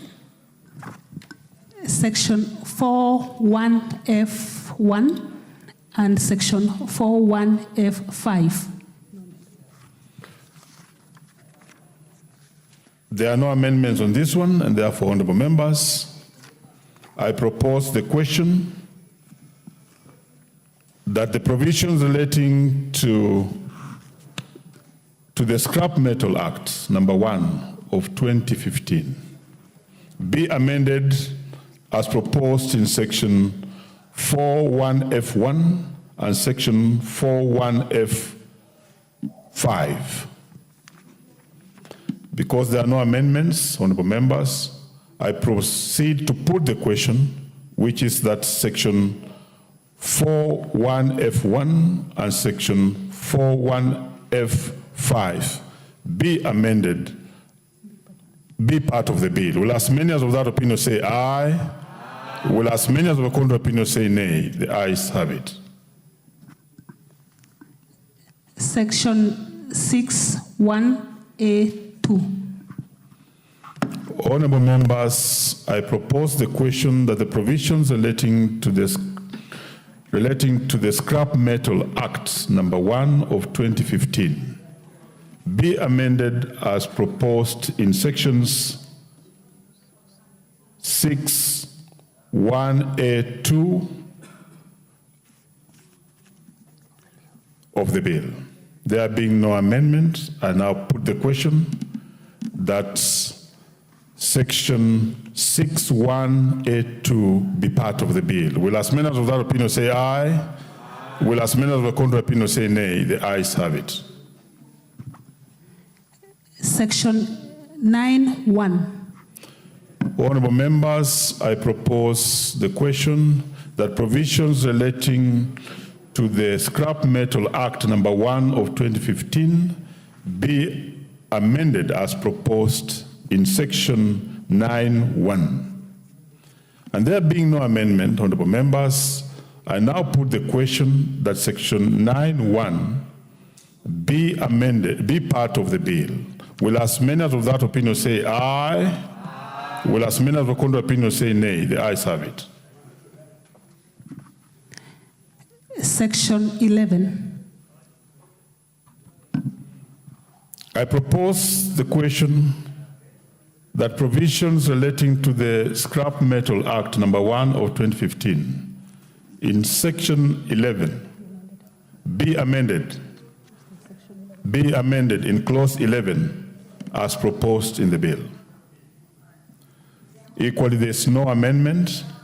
I now put the question. Is there an amendment? Very well, Chair, there is an amendment in section 11. So proceed, Chair. Chair, I propose that the amendment in section 11 is to propose the amendment to the deletion of the proposed amendment to section 11. And the justification for this, Chair, is that the opinion of the committee was that the provision encourages dealing of copper, aluminium, and the alloys, which form part of what we call the critical national infrastructure. And as such, it will be improper to make a provision for issuance of special license for dealing in alloys that form part of critical infrastructure. Honourable members, I propose the question that section 11 be amended as proposed by the chair. Any interest, Honourable Oundo? Chair, I just also want to support. I sit in the committee and we deliberated on this matter at length. And basically, Chair, is to cure the discretion that was going to be given to the Cabinet Secretary to do things, to give licenses that is going to deplete our critical infrastructure. Because we have seen in the past, Honorable Speaker, when such discretion is given to a human being, the tendency to abuse or misuse is very compelling and should never give room for such kind of discretion. Thank you, Honorable Chair. Honorable Gishimu. Thank you, Chair. As I support this proposal by the committee to delete any provision delegating powers to make law can only be through this parliament, either through an act of parliament or through a regulation. So giving the cabinet secretary open powers to give licenses on such critical matters would have negated the role of parliament to make law. Thank you. Very well, honorable members, I now put the question that section 11 be deleted as proposed by the chair. Will as many as of that opinion say aye? Aye. Will as many as of the opinion say nay? The ayes have it.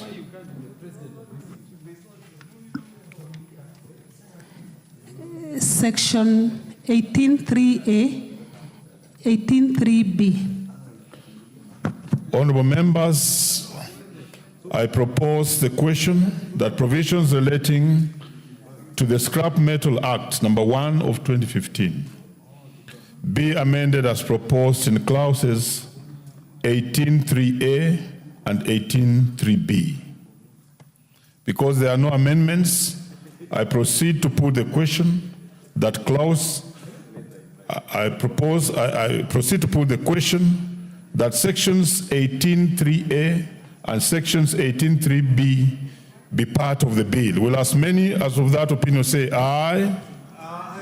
Will as many as of the contrary opinion say nay? The ayes have it.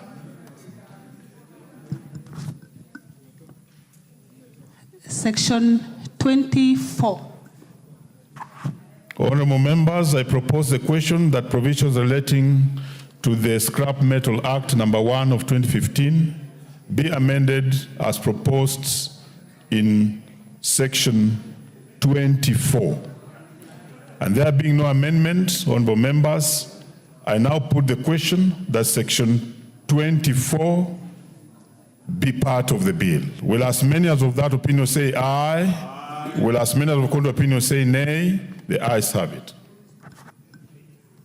Section 22.2, Section 24, Section 24.2, and Section 26.1. Thank you, honorable members. I propose the question that provisions relating to the Scrap Metal Act number 1 of 2015, to the Scrap Metal Act number 1 of 2015 be amended as proposed in section 26. Act number 1 of 2015 be amended as proposed in section 26.2. There's an amendment to this, Chair. Thanks, Chair. I beg to move that section 26.2 be amended as it appears in the order paper. And the justification for this, Chair, is that the amendment is necessary to give effect to the proposed amendment under section 26.1, which gives the Cabinet Secretary power to authorize export or import of specific scrap metal. And section 26.1 is also amended to prohibit export or import of scrap metal unless authorized by the Cabinet Secretary responsible for industrialization.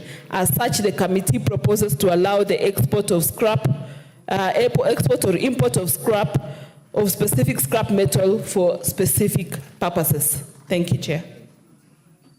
I propose the question that section 26.2 be amended as proposed by the chair.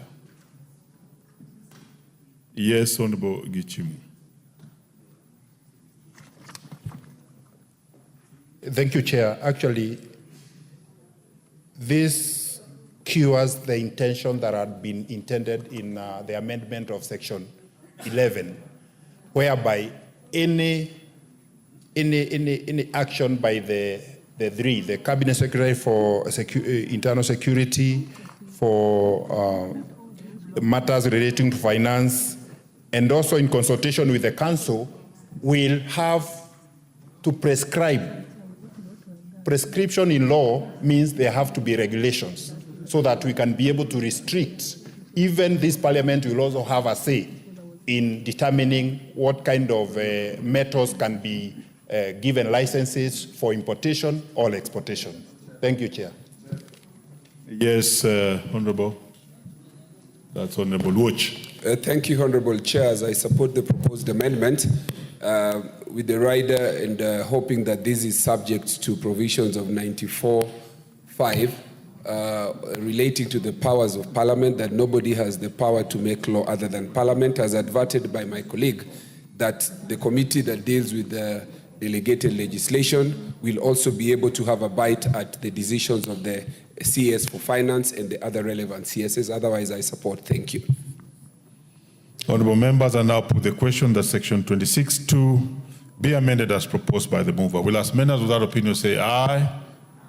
Will as many as with contrary opinion say nay? The ayes have it.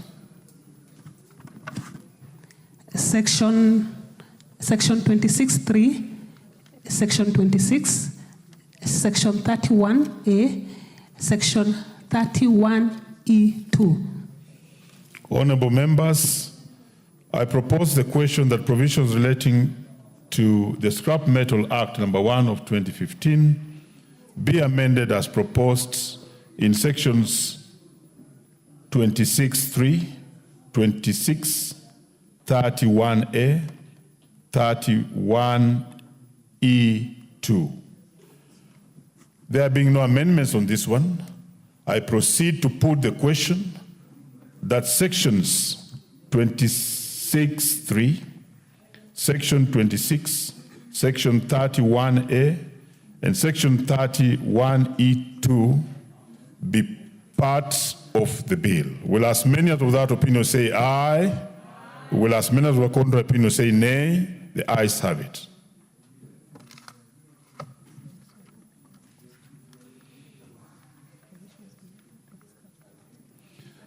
I now put the global question, which is that provision relating to the Scrap Metal Act number 1 of 2015 be amended, as amended be part of the bill. Will as many as without opinion say aye?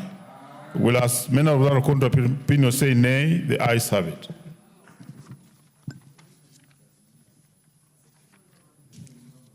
Provisions relating to the National Employment Act number 3 of 2016. Section 2, Section 4, Section 9C, Section 17(2), Section 28(2), Section 31. Honorable members, I propose the question that provisions relating to the National Employment Authority Act 2016, number 3 of 2016, be amended as proposed in sections 2, sections 4, sections 9C, section 17(2), sections 28(2), sections 31. There being no amendments, honorable members, I proceed to put the question that sections 2, sections 4, 9C, 17(2), 28(2), and 31 be part of the bill. Will as many as without opinion say aye? Will as many as with contrary opinion say nay? The ayes have it. Section 32.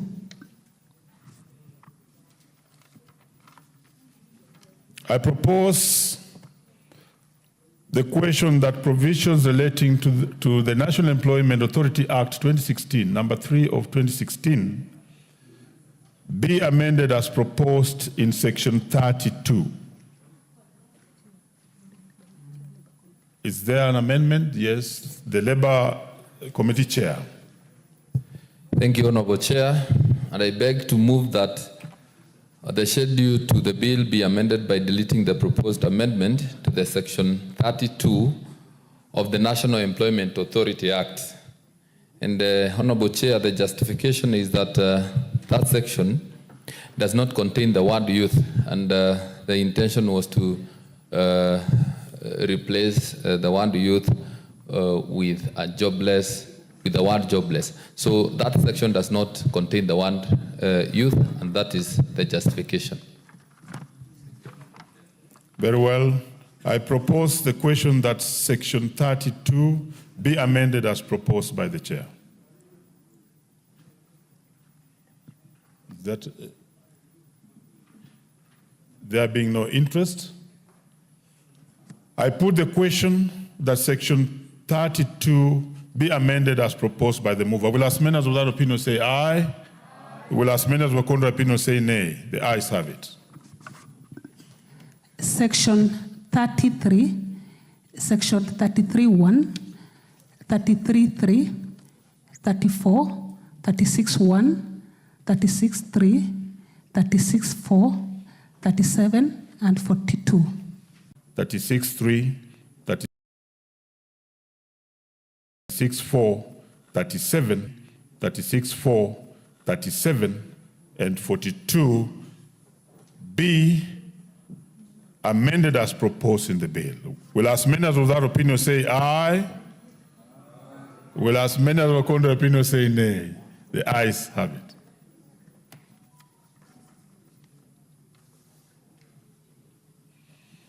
Honorable members, I now put a global question, which is that the provisions relating to the National Employment Authority Act 2016, number 3 of 2016, be as amended, be part of the bill. Will as many as without opinion say aye?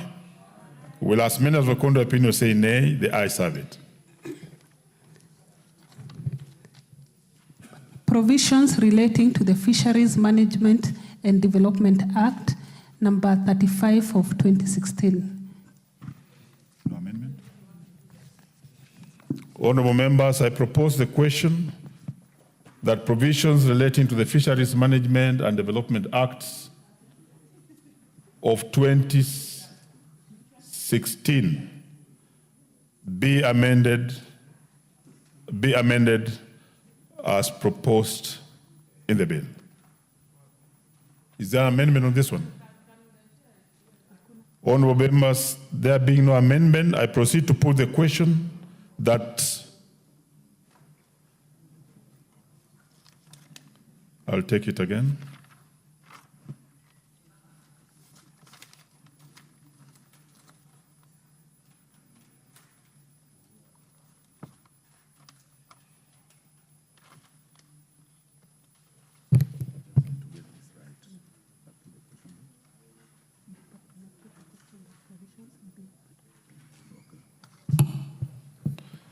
Honorable members, I now put the question that provisions relating to the Fisheries Management and Development Act of 2016 be part of the bill. Will as many as without opinion say aye? Will as many as with contrary opinion say nay? The ayes have it. Proceed.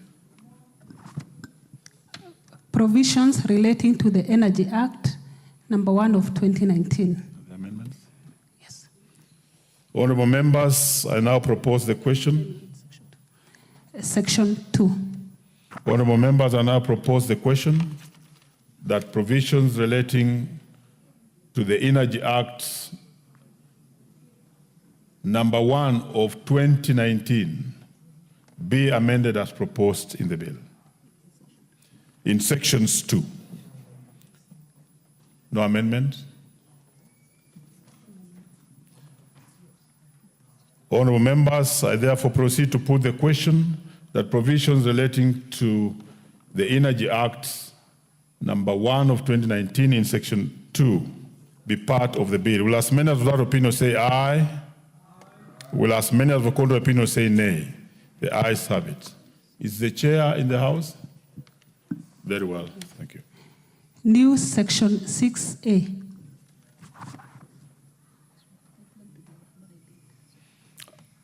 I propose the question that provisions relating to the Energy Act number 1 of 2019 be amended as proposed in section 6A. No amendments. I proceed to put the question that provisions relating to the Energy Act number 1 of 2019 19 be amended as proposed in section 2A. Will as many as without opinion say aye? Will as many as of the contrary opinion say nay? The ayes have it. The chair be awake to these amendments because you are the ones who are guiding us. Section 10.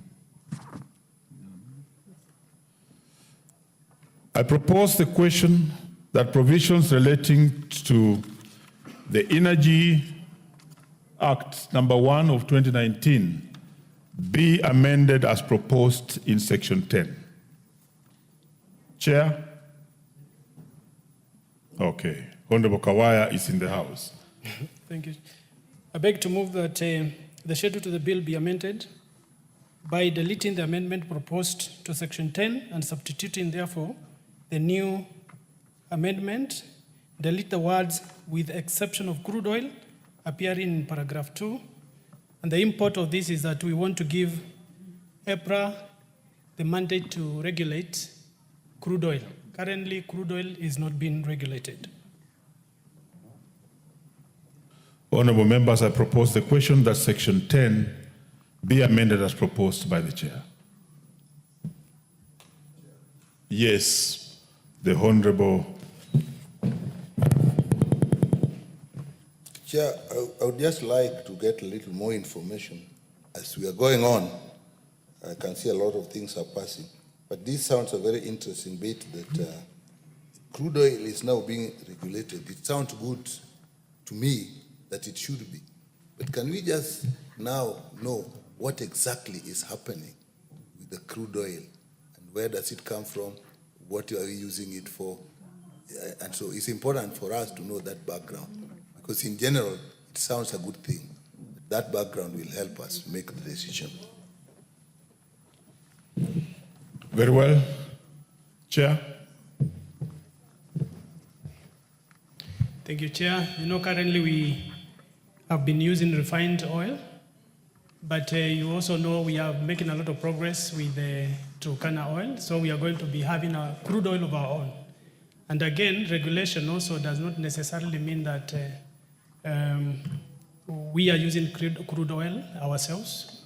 We are likely also to have potential customers who want to use our transit lines, our pipelines to transport the crude oil. There must be some form of regulation for any crude oil arriving in the country. Very well. Chair, I therefore support this, but also add that, you know, we used to actually have a refinery at Changamwe. If we are going to look back and even reinstitute that and revive it, then I think that this amendment is important. I support. Very well, you are in concurrence. Honorable members, I now put the question that section 10 be amended as proposed by the chair. Will as many as of that opinion say aye? Will as many as of a contrary opinion say nay? The ayes have it. Section 12(1)(e). Honorable members, I propose the question that provisions relating to the Energy Act, Cap 314, be amended as proposed in the clause in section 12(1)(e). Chair. I beg to move that the schedule to the bill be amended by deleting the amendment proposed to section 12(1)(e). Chair, this particular amendment sought to remove one of the representation to the EPRA board, who is a county representative of the county governments, or a representative from the Council of Governors. As the Energy Committee, we could not see the reason why we do not need to have a representative of the county governments in the EPRA board, because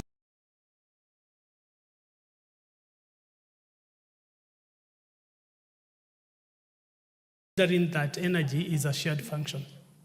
By the mover.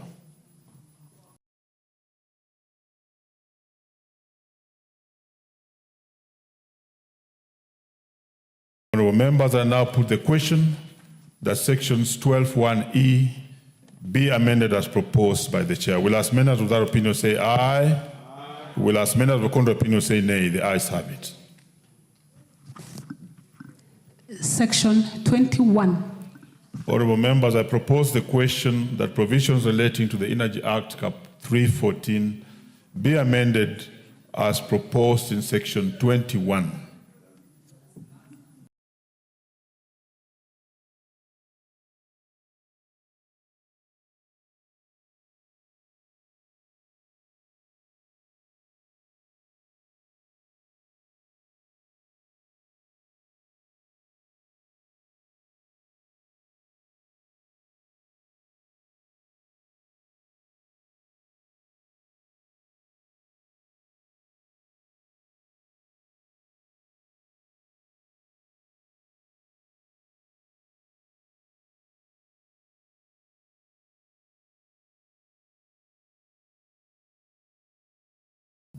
Electricity and petroleum.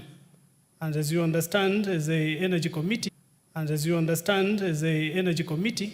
we are also working on reducing the cost of energy, and this sought actually to negate the very effort that we are doing, and that's a deletion. And further to that, I think it goes together with section 20. Their proposal was, besides increasing this or doubling these collections. Honorable Chair, we had called out section 21. Allow me to propose the question that section 21 be amended as proposed by the chair.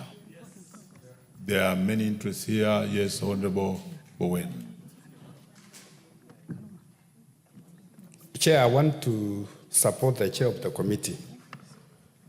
Because at this difficult time, the Honorable Chair, when Kenyans are really struggling with payment of bills, especially the electricity bills, it's very inappropriate for April to increase, from the 0.5 to 1, that's almost 50%.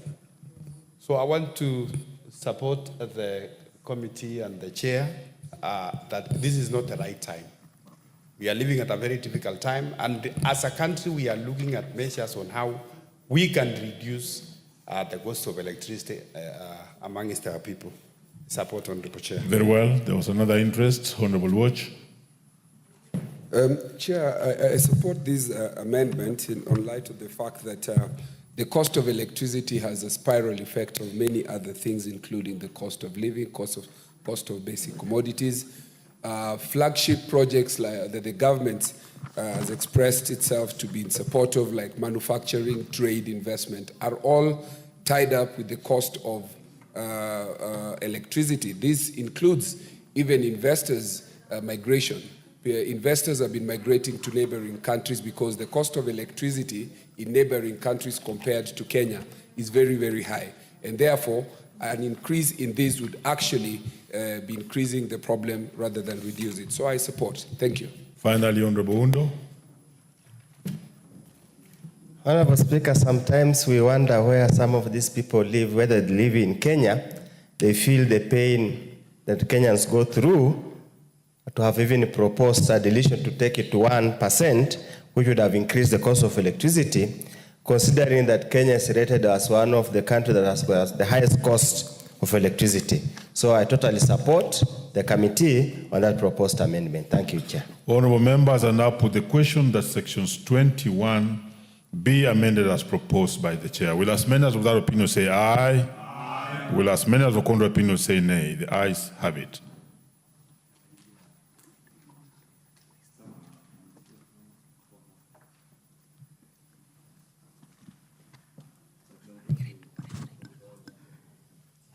Section 20. Honorable members, I propose the question that provisions relating to the Energy Act Cap 314 be amended as proposed in section 20. Chair. Thank you, Chair. I beg to move that the schedule to the bill be amended by deleting the amendment proposed to section 20 Honorable Chair, again, this is a bit of mischief.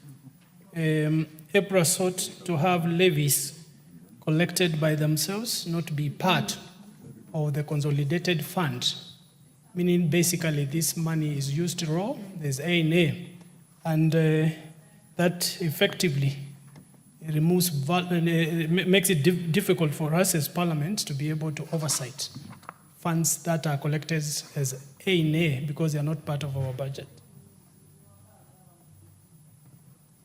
Honourable members, I propose the question that section 20 be amended as proposed by the chair. Honourable members, I proceed to put the question that section 20 be amended as proposed by the chair. Will as many as without opinion say aye? Aye. Will as many as of contrary opinion say nay? The ayes have it.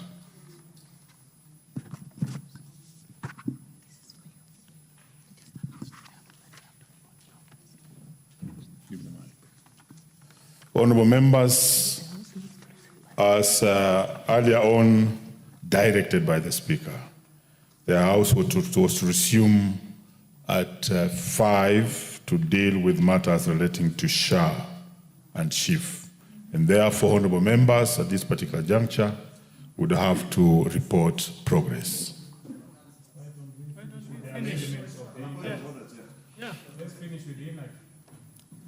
Very well, let me hear the point of order from leader.